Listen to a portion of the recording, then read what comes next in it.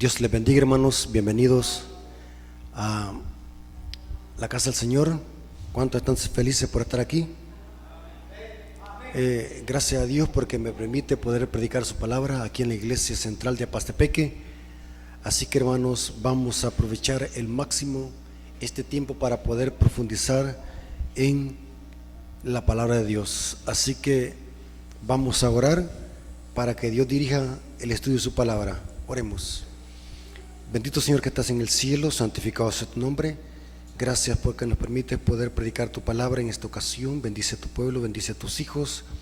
Que tu Espíritu Santo sea el guía de este estudio, podamos ser edificados, podamos crecer en conocimiento para la honra y gloria de tu nombre. Danos paz en nuestro corazón, para que nuestro corazón y nuestra mente puedan ser santificados. Te lo suplicamos en el nombre de Jesús. Amén. Ok, hermanos, quiero que tomen sus Biblias porque vamos a profundizar en las Sagradas Escrituras. Según las profecías, especialmente del libro de Apocalipsis, al final de la historia, Satanás impondrá por la fuerza un falso sistema de nuevo orden mundial. Una sola moneda, una sola religión, un solo sistema monetario capitalista, una unión de iglesia y Estado. Apocalipsis 13, versículo 15 al 16, se nos presenta los eventos proféticos y escatológicos, y dice lo siguiente: y se le permitió infundir aliento a la imagen de la bestia. O sea que según las profecías de Apocalipsis 13, el sistema que ayudará al papado a establecer el nuevo orden mundial serán los Estados Unidos de Norteamérica, cuando imponga por decreto legislativo la santidad del domingo en honor a Roma. La imagen de la bestia representa una unión de iglesia y Estado. Eso es la imagen de la bestia, una copia exacta del papado. Y sigue diciendo esta palabra: y se le permitió infundir aliento a la imagen de la bestia. Es una expresión que se le da poder para matar, y dice: para que la imagen hablase e hiciese matar a todo aquel que no la adorase, y hacía que a todos, pequeños y grandes, y ricos y pobres, libres y esclavos, se les pusiese una marca en la mano derecha o en la frente. Estos son eventos que están en el futuro y que muy pronto van a cumplirse según las señales que nos muestran los eventos que estamos viviendo en estos días. La imagen de la bestia es una coalición de iglesia y Estado. Para que la imagen de la bestia hiciese hablar, es que se le va a dar autoridad. Dice el Espíritu de Profecía: cuando las principales iglesias protestantes se unan con el Estado para imponer leyes y decretos legislativos, habrán formado una imagen de la jerarquía papal. O sea, dar aliento significa que cobra vida. Es una expresión que viene de Génesis 2:7. Cuando Dios creó a Adán y Eva, especialmente a Adán, dice que Adán era un muñeco de barro, pero para que tuviese vida, ¿qué es lo que hizo? Dios le sopló ¿qué? Aliento. Aquí vemos de que al final de la historia Satanás va a falsificar esto.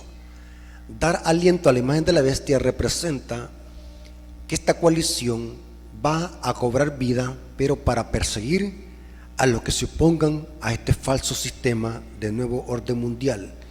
Y noten que este sistema de nuevo orden mundial va a controlar a pequeños, grandes, ricos y pobres, libres y esclavos, y los va a controlar a través de que se les imponga una marca de la bestia en la mano derecha o en la frente.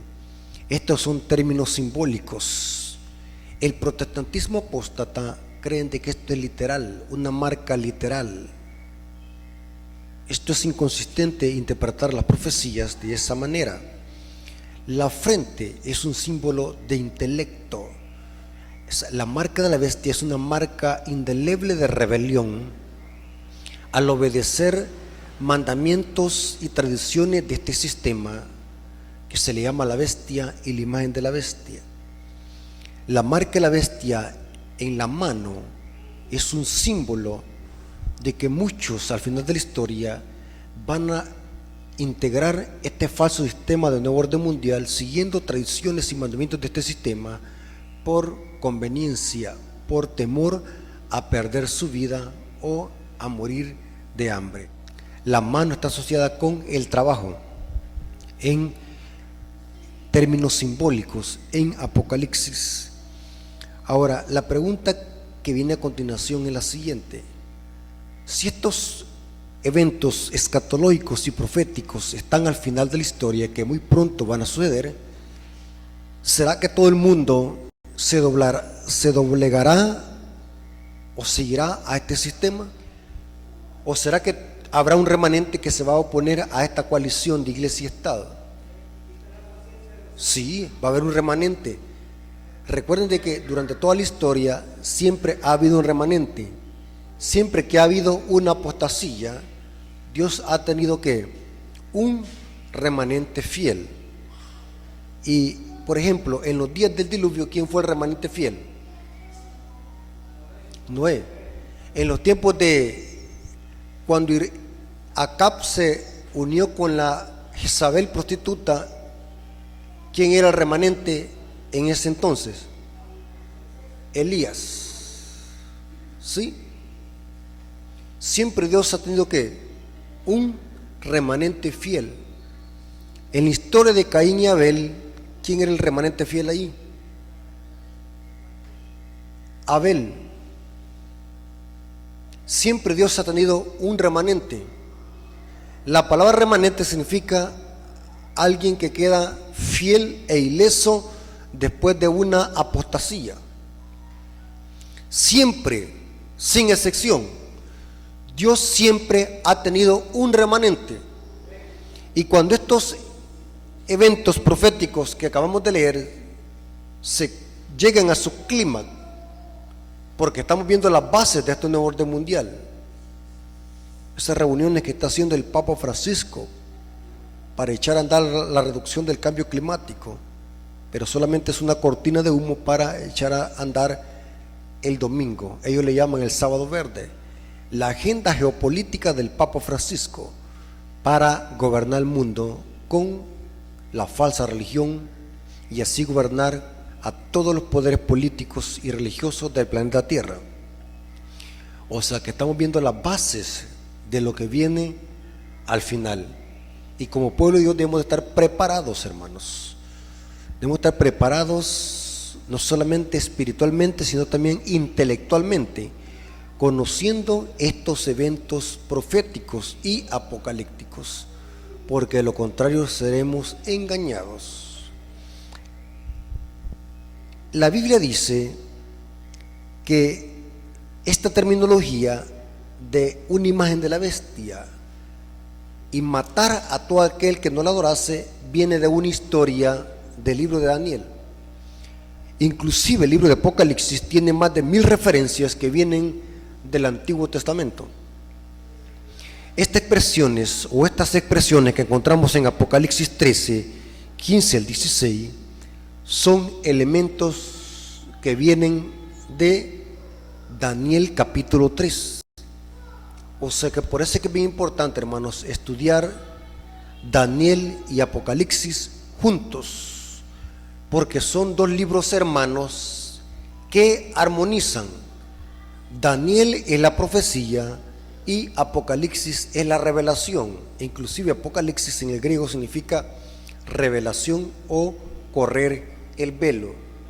Ahora, en el Valle de Dura, en Daniel capítulo 3, encontramos una historia similar que nos va a ayudar a entender en tipos y símbolos lo que va a pasar al final de la historia con un remanente fiel que no se unirá con estos sistemas políticos y religiosos. Hagamos un análisis de Daniel capítulo 3. Dice la Biblia de que Dios al rey Nabucodonosor le dio un sueño, y en ese sueño le mostró el que una imagen compuesta de varios metales. Muy interesante ese punto.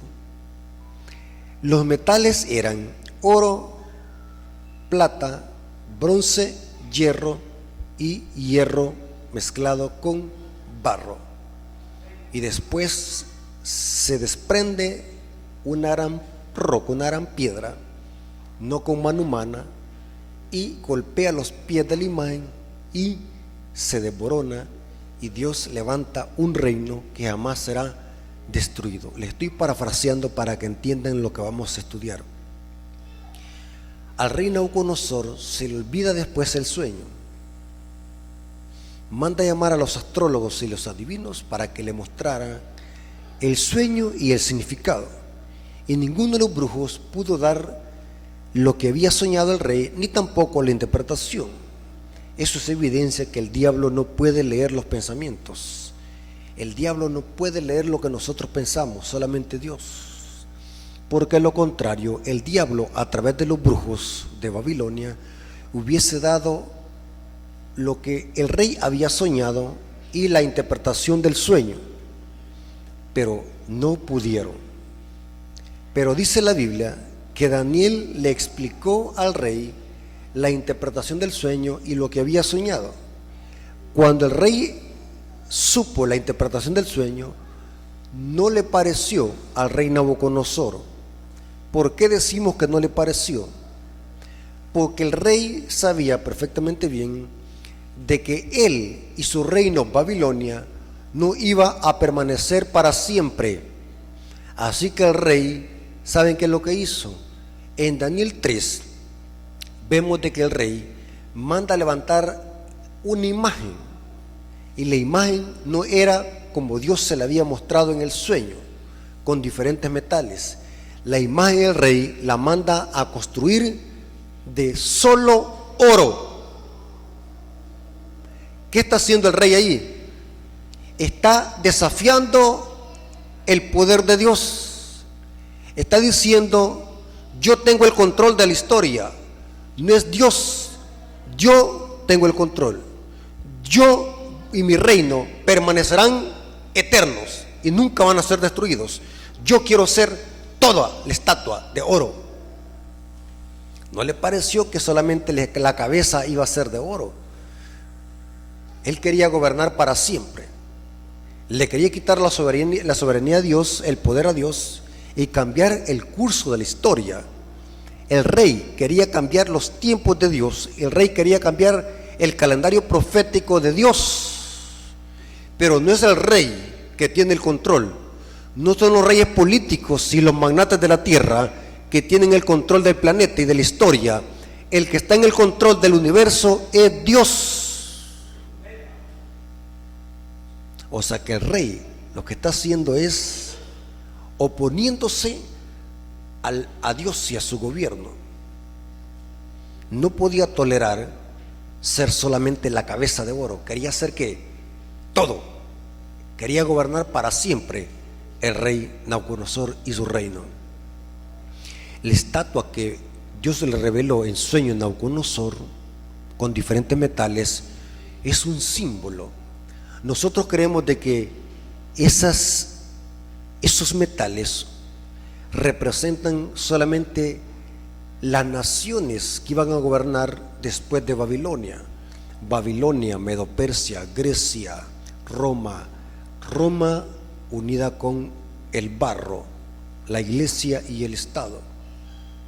Nosotros divisamos las profecías de esa manera, pero la estatua de Nabucodonosor es el esqueleto de las profecías. Tiene mucho significado para nuestros días. Dios, al dar esa estatua con diferentes metales, estaba enseñando a través de símbolos y tipos de que la historia de este mundo iba a ir de mal en peor, así como los metales van degradándose en valor, de oro a barro o tierra mojada. Pero lo interesante es de que el rey quería quitarle el control a Dios del universo. El rey quería gobernar para toda la eternidad. Yo quiero ser toda la estatua. Mi reino tiene que permanecer para siempre. No es el reino de Dios. Nadie puede conquistarme. Ninguna nación puede derrotarme. Yo soy el rey de Babilonia y mi reino permanecerá para siempre. Eso estaba diciendo el rey al mandar a hacer una estatua toda de oro. Pero saben, hermanos, Dios es el que está en el control de la humanidad. Dios es el que tiene el control de la historia. Y saben que el rey, por elevarse su corazón, Dios lo mandó que a comer estiércol y pasto con los animales. Tengamos cuidado, hermanos. El que se ensalce será ¿qué? Humillado. Pero el que se humille será ¿qué? Enaltecido. El rey quería enaltecerse, ser él el que reinaría por todos los tiempos. Pero dice la historia que el rey Nabucodonosor, para demostrar que él tenía el poder y el control, manda a todas las gentes de esa época que estaban en Babilonia cautivos, porque en Babilonia no solamente habían judíos cautivos, porque Babilonia conquistaba toda nación que se ponía enfrente de él. O sea que en Babilonia no había solamente judíos, habían gente de todas las naciones cautivos en Babilonia. Y el rey Nabucodonosor, en Daniel capítulo 3, al inaugurar esta o dedicar esta gigantesca estatua, quería que todos los que estaban allí en Babilonia le rindieran adoración a esta estatua. Noten que es lo mismo que Satanás hará al final de la historia.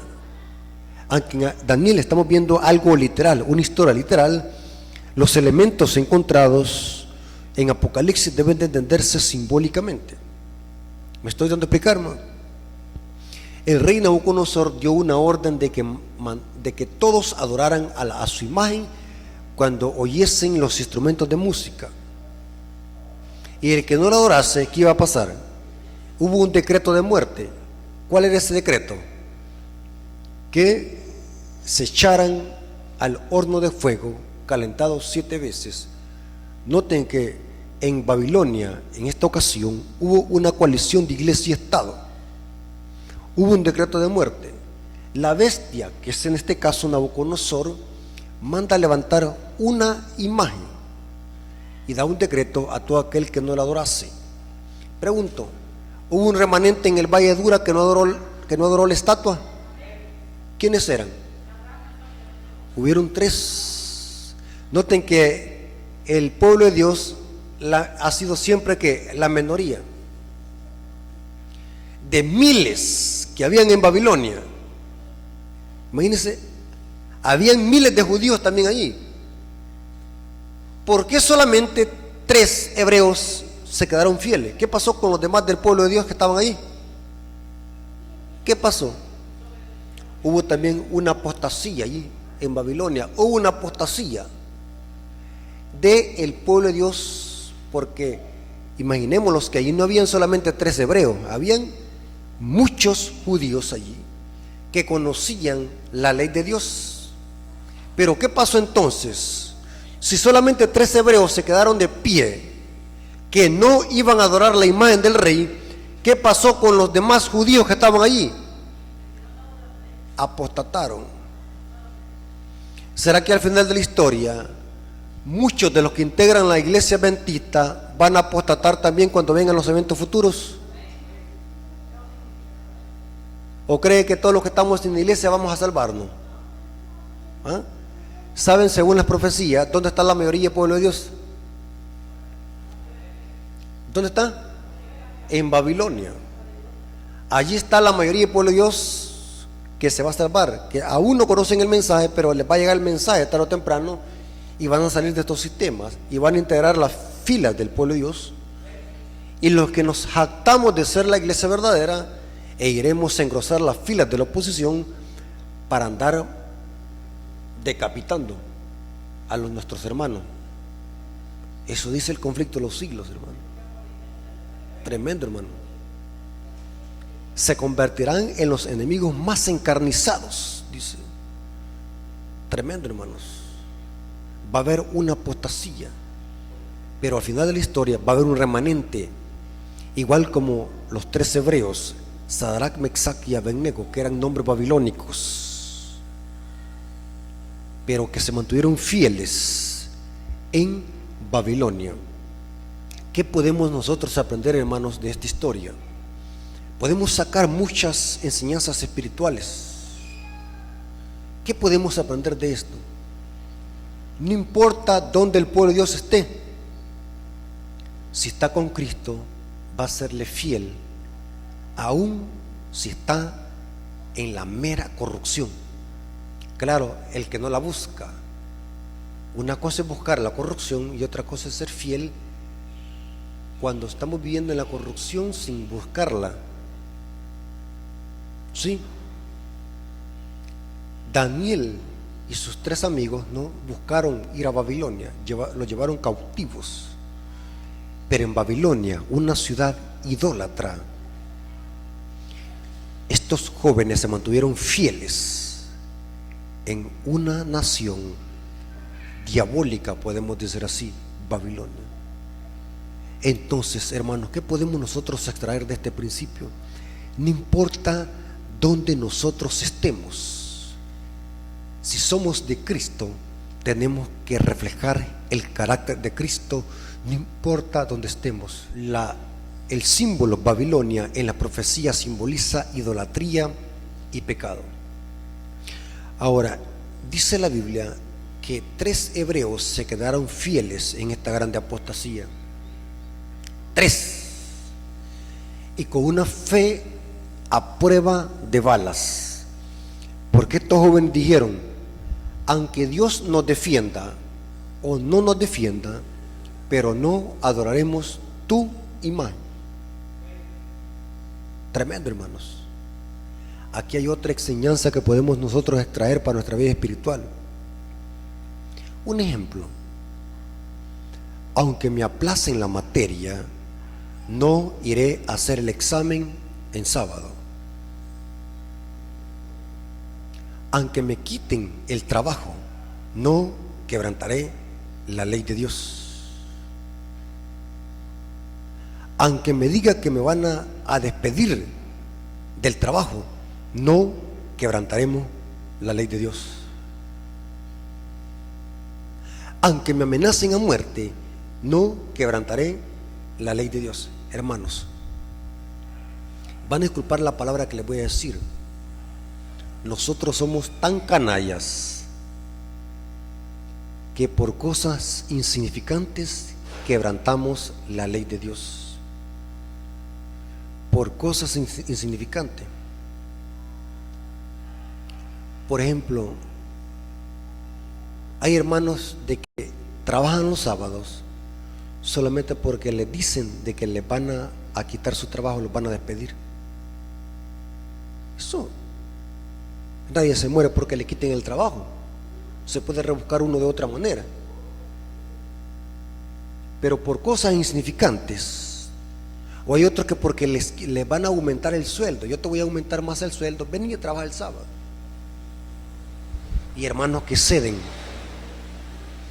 Y otros que son tan canallas de que por ir a ver cuando el Real Madrid y el Barcelona juegan, no van a la iglesia el sábado. Tremendo. Y cuando venga la crisis, si hoy por unos cuantos dólares nosotros cedemos a las demandas del Estado, ¿qué pasará al final de la historia cuando venga la crisis? Como dijo una vez un predicador, si hoy hemos visto la pulga, ¿qué va a ser cuando veamos el elefante? Si hoy, porque nos duele el dedo gordo, porque tenemos un uñero, no venimos a la iglesia, Y sabe, hermano, esto es lo que le puedo decir, es verdad. Yo conocí una hermana que siempre los sábados le daba calentura. Siempre. Y cuando le íbamos a visitar decía ella que había amanecido enferma. Pero el día siguiente, el domingo, se veía en el mercado vendiendo. Hay hermanos que para venir a la iglesia para no venir a la iglesia ponen un montón de excusas. Empieza a caer una lluvinita. ¿Qué dicen los hermanos? Gripe, me voy a quedar en la casa. Pero ¿por qué al trabajo no dicen así? Está cayendo una pringuita, yo ya no voy a trabajar? ¿Ah? Ahí debajo del agua bamba. No importa si van con paludismo o con dolor de cabeza. Pero ¿por qué cuando venimos a la iglesia nosotros ponemos un montón de excusas? Que me duele la cabeza, que me duele la espalda, amanecí con gripe y un montón de excusas. O sea, no estamos nosotros preparados para lo que viene, hermanos. Y le aseguro que si se desatara la marca de la bestia y empezara la persecución como fue en la época antigua, casi todos nos perderíamos. Digo casi porque Dios tiene un remanente que no lo podemos ver. Yo no sé quién de ustedes es fiel o no. Yo no sé quién de ustedes es íntegro o no. Pero Dios tiene un remanente en la iglesia. Pero si se desata la persecución hoy en día, todos nos perderíamos. Sí, hermano. Porque una cosa es que a usted le digan: te voy a despedir del trabajo si no trabajas el sábado. Eso no me duele a mí. Pero otra cosa es que le digan: te voy a cortar la cabeza si sigues siguiendo el sábado a la iglesia. Va que es bien diferente. Y esto va a suceder, hermano. Y esto no es ningún evangelio en terror. Hay quienes dicen que esto es predicar evangelio del terror. Los ignorantes de las profecías así le llaman a estos mensajes. Estos mensajes no son evangelio del terror, es alimento sólido para la iglesia, para que despertemos antes de que sea demasiado tarde, hermanos. Que va a venir una persecución sobre el pueblo de Dios, eso está escrito por serle fiel. Todos los que quieran vivir piadosamente en Cristo padecerán ¿qué? Persecución. Si esto hicieron con el árbol verde, dijo Cristo, ¿qué es lo que no harán con el árbol qué? Seco. O sea, no podemos evadir eso. Eso se va a cumplir. Pero necesitamos hoy, en tiempo de paz, fortalecer nuestro carácter. El carácter no se forma cuando viene la prueba. El carácter se forma en tiempo de paz. Cuando viene la prueba, el carácter refulge. Tremendo, hermanos. Los eventos apocalípticos revelados en Daniel se van a cumplir al final de la historia, al pie de la letra. Va a haber una imagen de la bestia donde todos los poderes políticos y religiosos se van a unir con un solo propósito, una sola religión, un sistema monetario y un solo día del Señor, que va a ser la santidad del domingo, porque en eso consiste un nuevo orden mundial, que se controle todo, la religión, el sistema capitalista, el trabajo, todo, porque eso tiene que ver con un nuevo orden mundial. Todo sea controlado, la religión unida con la política. Y como todos sabemos de que eso va en contra de la ley de Dios, va a haber un remanente que va a decir: no, nosotros no adoraremos tu imagen. Va a haber un remanente. Y este remanente, según la profecía, tiene dos características: guardan los mandamientos de Dios y tienen el testimonio de Jesús. En Apocalipsis 14:12 dice: y tienen la fe de Jesús. ¿Quiénes son esos que van a soportar la marca de la bestia? ¿Quiénes son esos que no van a adorar la imagen de la bestia y que no van a someterse a este falso de nuevo orden mundial? ¿Cómo se le llama en Apocalipsis a este remanente? Al último remanente que estará vivo cuando esto suceda. Los 144,000. En otras palabras, hermanos, si usted le es fiel a Dios y no muere y está vivo hasta que Cristo venga por segunda vez, usted formará parte ¿de quién? De los 144,000. Y si va a ser parte de los 144,000, entonces tendrá que sufrir la persecución. ¿Están conmigo? Porque aquí dice que va a haber un remanente fiel. Aunque este remanente va a sufrir la persecución y va a sentir la ira del dragón, ninguno de ellos va a morir. Así como los 3 hebreos que no murieron en el horno de fuego. ¿Por qué? Porque Dios estaba con ellos. Antes del cierre de la puerta de la gracia, sí van a haber mártires. Pero después del cierre de la puerta de la gracia, ningún hijo de Dios va a morir. ¿Sabían ustedes eso? Ese detalle. Antes del cierre de la puerta de la gracia, van a haber más mártires, como lo hubo en la Edad Media. Pero después del cierre de la puerta de la gracia, no habrá ningún mártir. O sea que ninguno de los 144,000 va a morir. ¿Sabían ustedes eso, hermano? Ninguno de los 144,000 va a morir, pero sí van a experimentar la ira del dragón, pero no van a morir. Ahora, ¿quiénes son los 144,000? ¿Quiénes son? Según las profecías, los 144,000 es el último ejército de Dios que se mantendrá fiel como los 3 hebreos en el valle de Dura. O sea que los 3 hebreos es un tipo y un símbolo de los 144,000 que se mantendrán fieles e íntegros cuando se desaten los eventos de Apocalipsis 13, 15 y 16.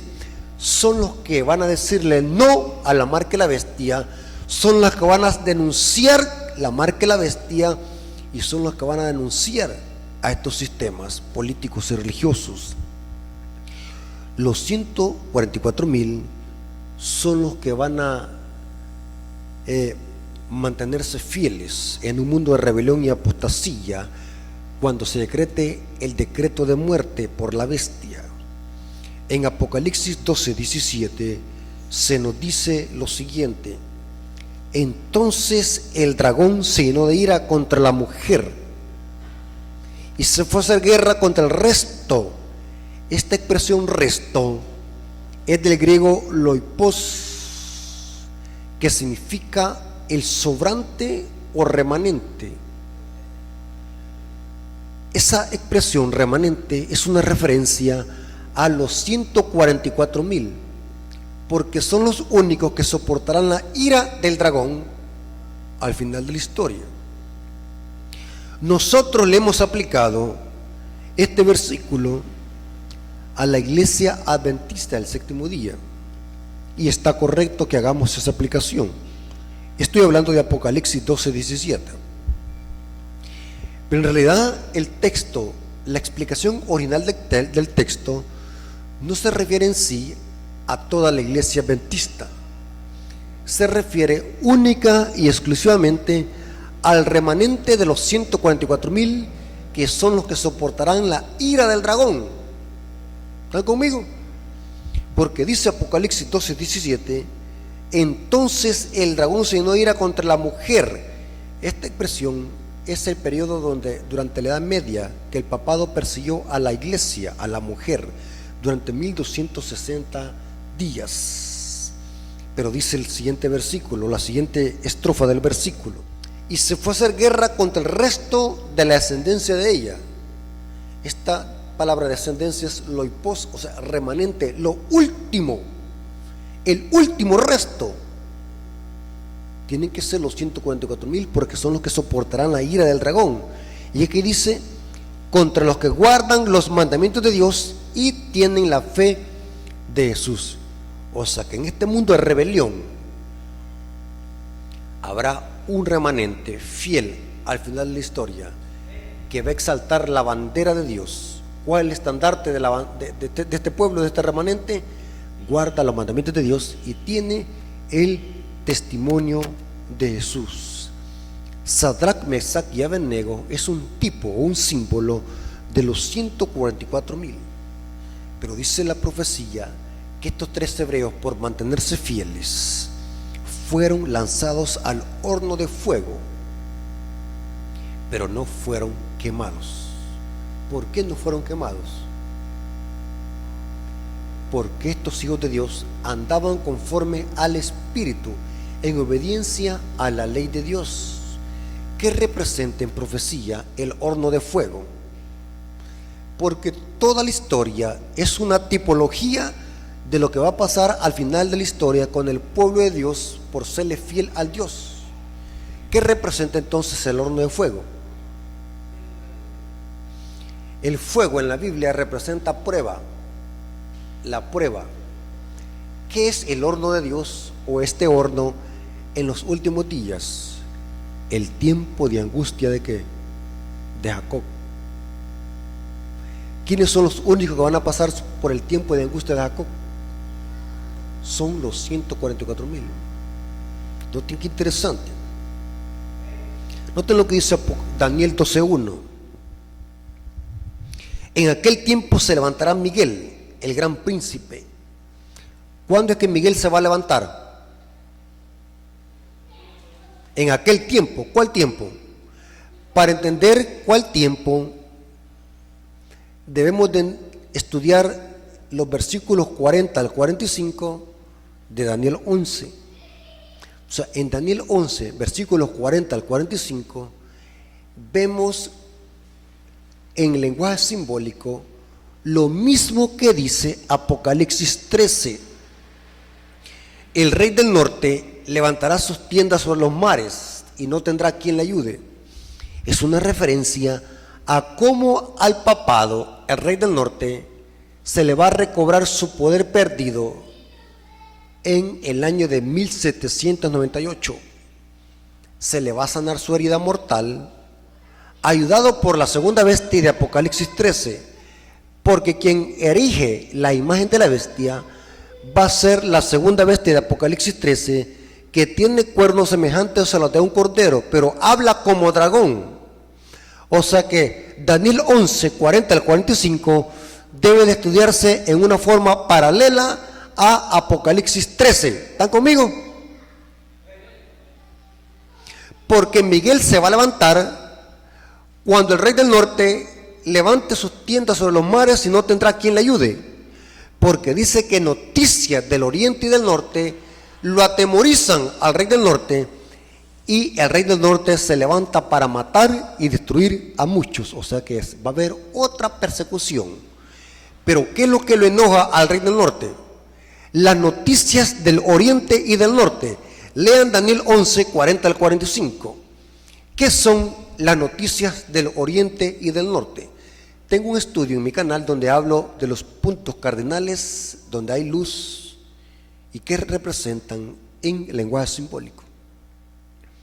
El oriente y el norte son puntos cardinales donde hay luz, y Dios su mensaje lo manda de donde hay luz. Las noticias del oriente y del norte representan la proclamación de los mensajes de los 3 ángeles, que eso es lo que atemoriza al rey del norte, o sea, al papado, y lo atemoriza, y al mismo tiempo sale para matar y destruir a muchos. Porque el problema lo tiene este sistema con las noticias del oriente y del norte. Hermanos, si al rey del norte lo van a enojar las noticias del oriente y del norte, que son los mensajes de los tres ángeles, la pregunta es: ¿por qué es que el rey del norte, el papado, no está persiguiendo a la iglesia hoy en día? Buena pregunta. ¿Por qué nosotros decimos que tenemos el mensaje verdadero y predicamos un mensaje verdadero y somos la iglesia visible verdadera? Entonces, ¿por qué es que nosotros no estamos siendo perseguidos? Porque la profecía dice que el rey del norte se va a levantar para matar y destruir a muchos. Porque lo enojan esta noticia del oriente y del norte, que son los mensajes de los tres ángeles. Pregunta: ¿por qué es que entonces el rey del norte no lo está persiguiendo?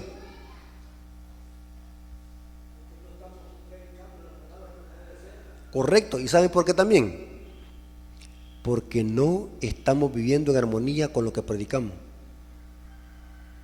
¿Saben qué dice el Espíritu de Profecía? Que estamos viviendo igual que el mundo y por tanto no despierta oposición la iglesia. ¿Y el diablo para qué va a perseguir a la iglesia si estamos igual que el mundo? De nada sirve que tengamos un mensaje verdadero si no lo vivimos. Y sabe el diablo que eso es tenerlos en la mano. Si tenemos un mensaje teórico en la mente, pero no lo vivimos, ¿saben en qué nivel estamos? Igual como los demonios. Porque los demonios conocen el mensaje del tercer ángel, pero no lo viven. Entonces la iglesia adventista, a pesar de que tiene un mensaje genuino, pero no lo están viviendo, solamente lo tenemos como teoría. ¿Para qué lo va a perseguir la iglesia católica? Metámoslos en agua caliente, metámoslos en agua caliente. Hablemos de la indumentaria cristiana, que esto no les gusta a muchos hermanos. Por eso es que estos temas casi no se predican en la iglesia: cómo debe de vestirse el cristiano y cómo debe de vestirse la hermana también.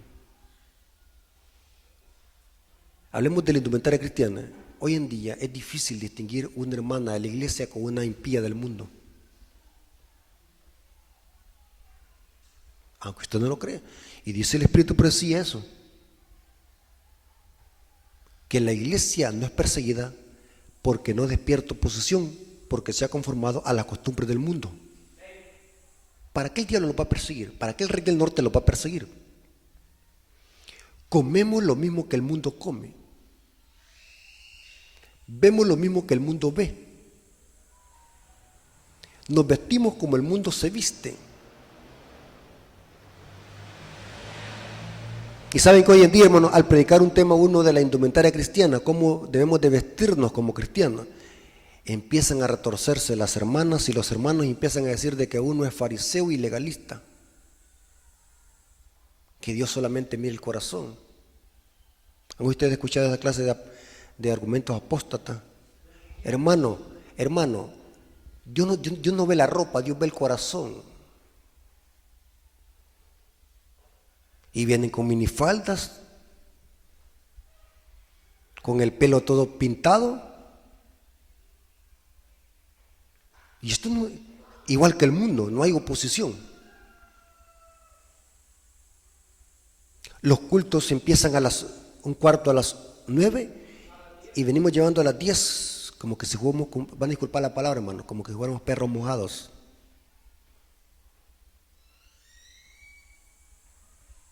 ¿Qué es lo que nos está pasando como iglesia? Pero somos la iglesia verdadera. Allá está Babilonia, la iglesia católica. Mire cómo andan ahí siguiendo los ídolos ahí, los pedazos de palo. Estamos peor nosotros porque nosotros conocemos la verdad. Mientras aquella gente anda ciega, no conoce lo que nosotros conocemos. Estamos peor, dice el hermano Elena de Guay. ¿Ustedes creen que Cristo es solamente por decir algo, dice: si no te arrepientes te vomitaré de mi boca? ¿Usted cree que eso es un poco menos que el llamarle a alguien idólatra allá afuera? Peor. Te vomitaré. ¿Cuándo es que usted vomita una comida?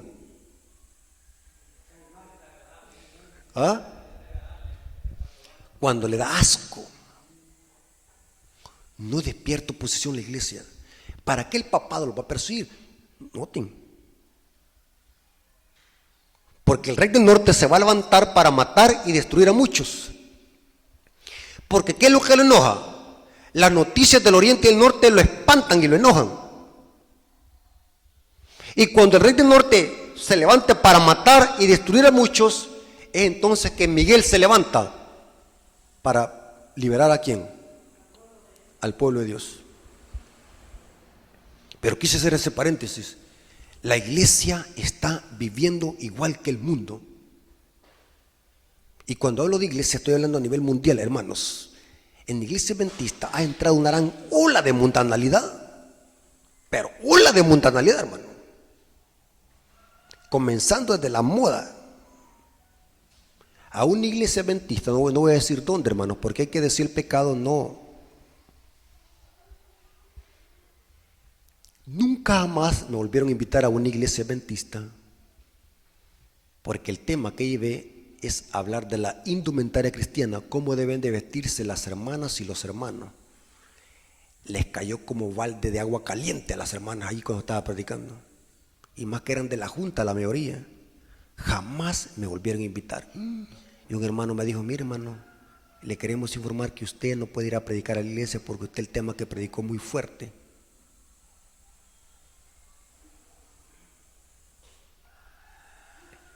Entonces, tremendo, hermanos, tremendo. Entonces, ¿qué les quiero decir yo con esto, hermanos? De nada sirve que tengamos un mensaje sólido, pero si no lo estamos viviendo, una cosa es la teoría y otra cosa es la práctica. ¿Y qué diríamos de la reforma pro salud, hermanos? Eso lo tenemos de adorno en la iglesia. Ya casi nadie, no estoy generalizando, ya casi nadie practica la reforma pro salud. Los hartamos igual que los impíos.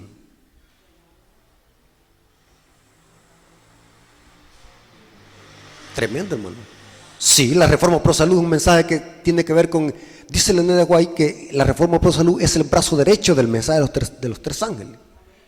Nadie se practica, y van a disculpar lo que voy a decir, hermanos.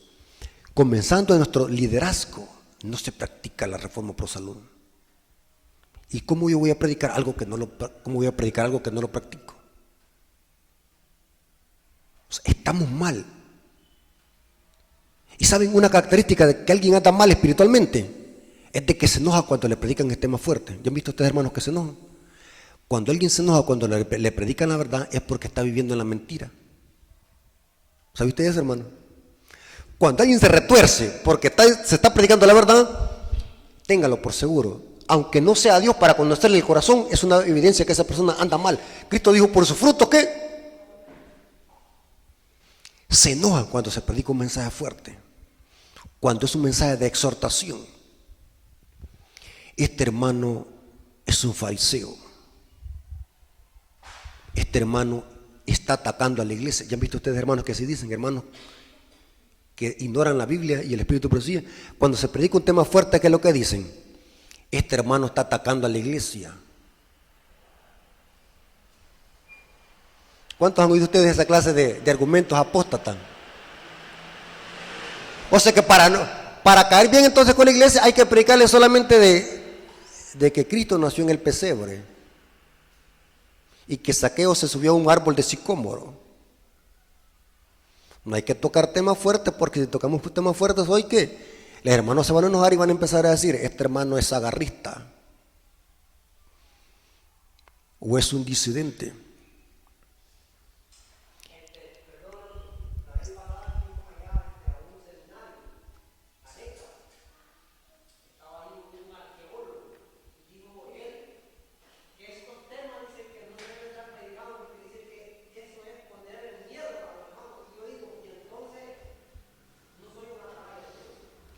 Pero esa frase, hermano, usted captó de que esas palabras que le estaba diciendo el hermano no eran de Dios. Mire, cuando uno lee y uno dice: este hermano está desviándose. Eso es diabólico lo que le dijo.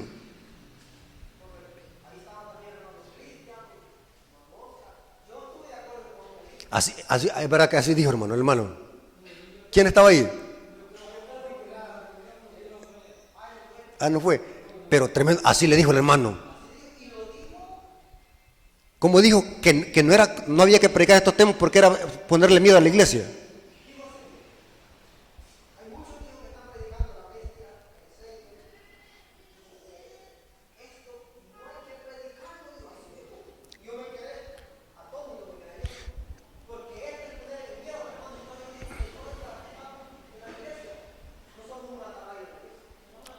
Qué tremendo, hermano, qué tremendo.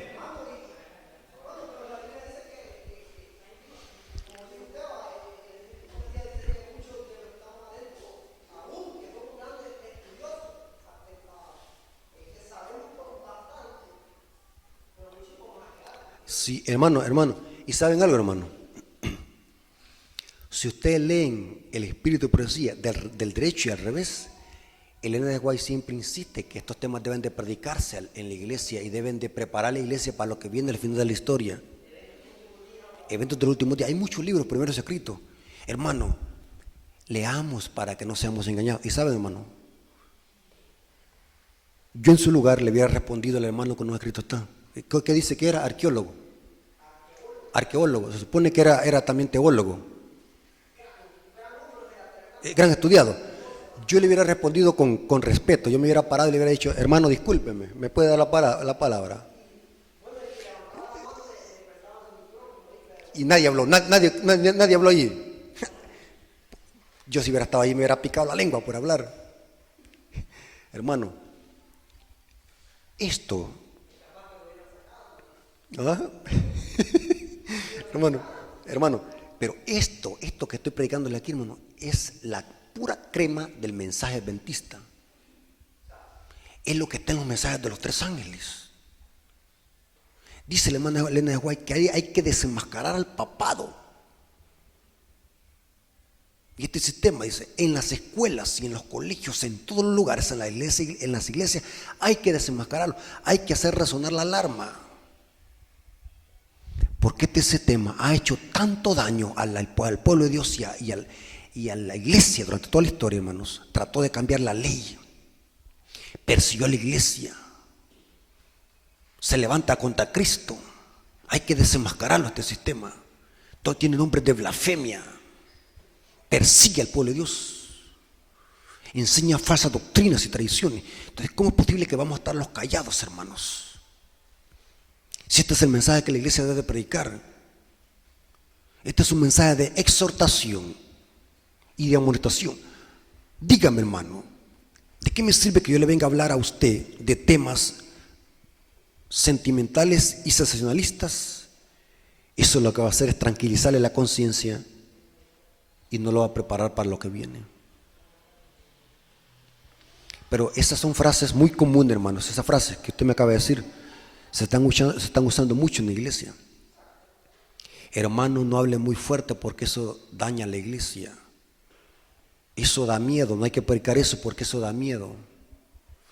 No hay que predicar eso porque eso a nadie lo salva. ¿Saben que un hermano así me dijo? Eso de conocer las profecías de Daniel y Apocalipsis, eso a nadie lo salva. ¿Y quién ha dicho que por conocer las profecías de Daniel y Apocalipsis me voy a salvar? ¿Quién dice que por eso se va a salvar uno? El conocer las profecías no es para salvarme, sino para que el diablo no me engañe, no engañe al pueblo de Dios en los últimos días. Nadie se salva por conocer la Biblia de principio a fin. La salvación es un don gratuito de Cristo. Por gracia somos salvos. El que usted estudie no es para que usted se salve, sino para que el diablo no lo eche tan fácil a la bolsa.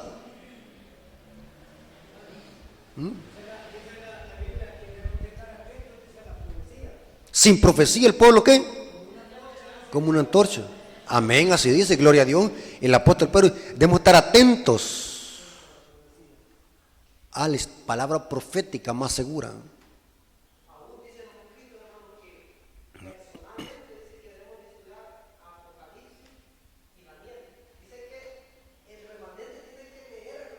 Amén, así es, gloria a Dios. Amén, amén, así es.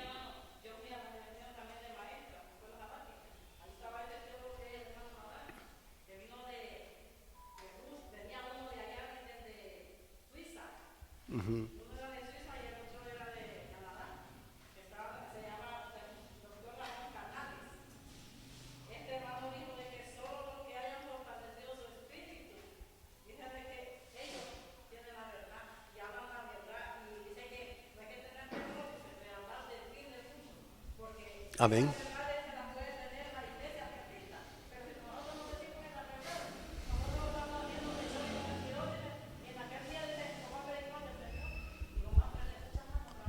Así es, hermano. Amén. Muy buenos comentarios, hermano. Sí, está bien, hermano, eso. Si usted quiere hacer algún comentario, hágalo, pero esas son cosas muy verídicas, eso es verdad. La iglesia debe predicar un mensaje para esta última etapa de la historia, y este mensaje son los mensajes de los tres ángeles. En aquel tiempo se levantará Miguel, ¿cuándo?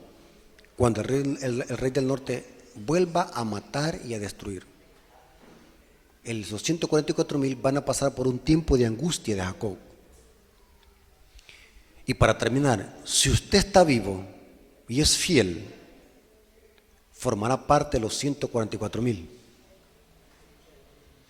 Pero si usted muere creyendo en este mensaje, usted va a resucitar en una resurrección especial o parcial.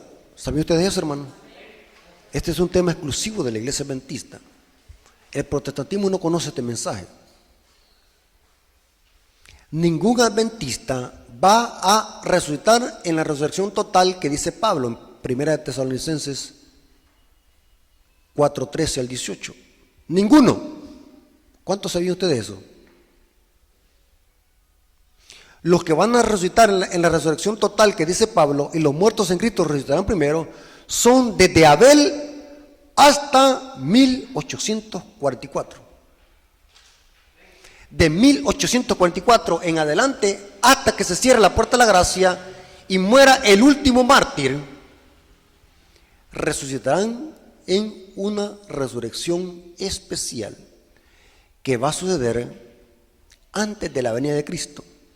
La resurrección especial, donde van a resucitar un grupo selecto de justos, que son los que murieron bajo la proclamación del mensaje del tercer ángel desde 1844 en adelante, y un grupo selecto de impíos, que son los que le traspasaron. La diferencia es que los impíos que lo vean a Cristo en su segunda venida van a volver a morir para volver a resucitar en la resurrección total de impíos después de los 1000 años.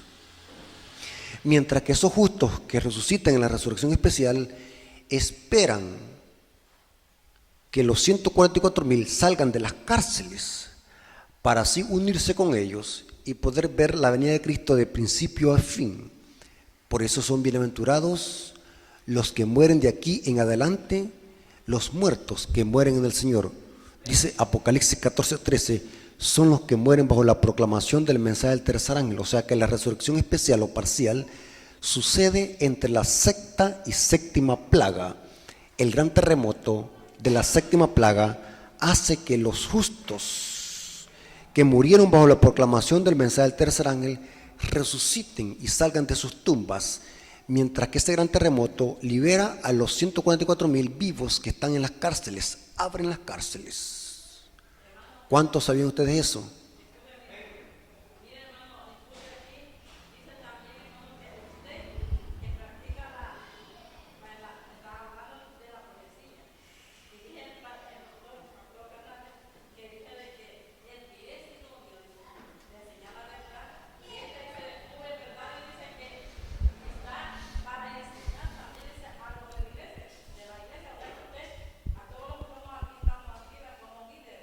Amén.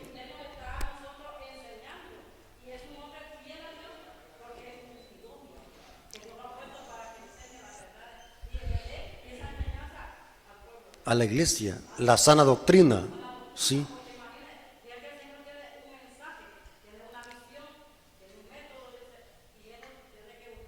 Amén, así es. Entonces quedó claro, si usted está vivo y es fiel a Cristo, hasta cuando Él venga formará parte de los 144,000. Pero si usted muere bajo creyendo este mensaje, resucitará en la resurrección especial o parcial que se va a llevar a cabo antes de la venida de Cristo.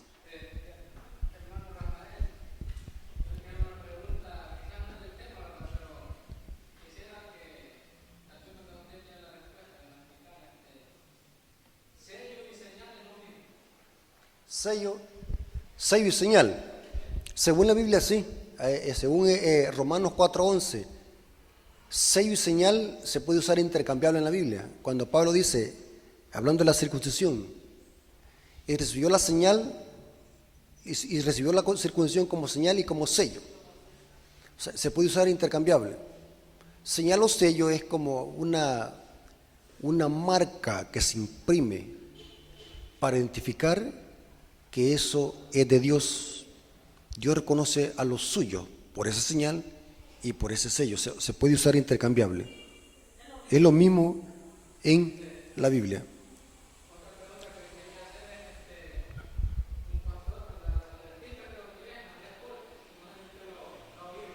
Sí, sí.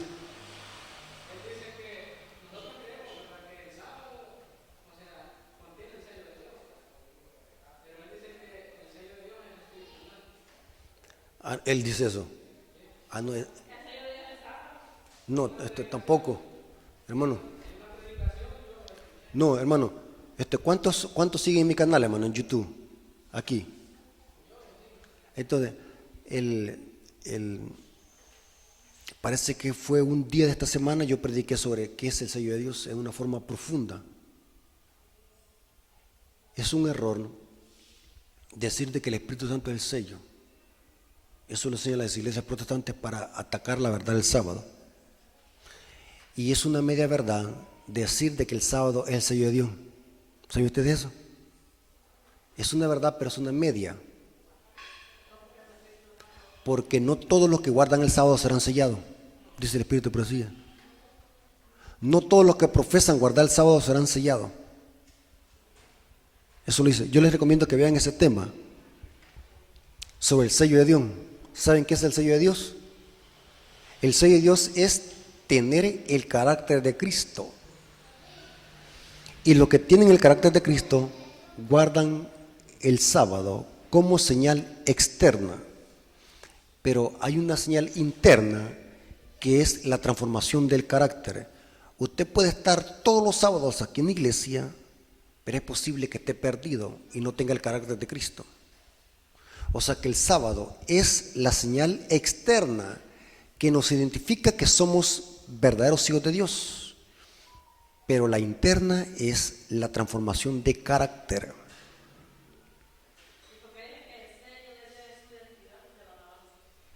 Pero el sello de Dios no solamente es guardar un día, sino que se refiere a guardar todos los mandamientos de Dios. Pero esos mandamientos solamente se pueden guardar en Cristo. O sea que parece que hay una transformación interna y hay una señal externa. El sábado es la señal externa como sello, pero la interna es el carácter de Cristo. Los dos, la interna y la externa. Los judíos profesaban guardar el sábado, pero no tenían la señal interna. Por eso es que Cristo les dijo, ustedes son hijos de vuestro padre el diablo. Tienen que ir las dos juntas. Los que han sido sellados con el Espíritu Santo es el sellador. Han sido sellados con una señal interna en el corazón, una transformación en el corazón. Y los que son sellados guardan los mandamientos de Dios, incluyendo el día sábado como señal externa. ¿Entienden esa palabra externa? Algo que se pueda ver, ¿sí? Porque solamente nosotros profesamos guardar el sábado y no hemos sido sellados internamente, vamos a ser perdidos. No todos los que profesan guardar el sábado serán sellados, dice Elena de White. Y no todos los que tengan sus nombres escritos en los libros de la iglesia tengan sus nombres en el libro de la vida. Una cosa es tener el nombre en el libro de la iglesia y otra cosa es tener el nombre escrito en el libro de la vida del Cordero. Dios les bendiga, hermano, y que todo haya sido para la honra y gloria del nombre de nuestro Dios. Amén.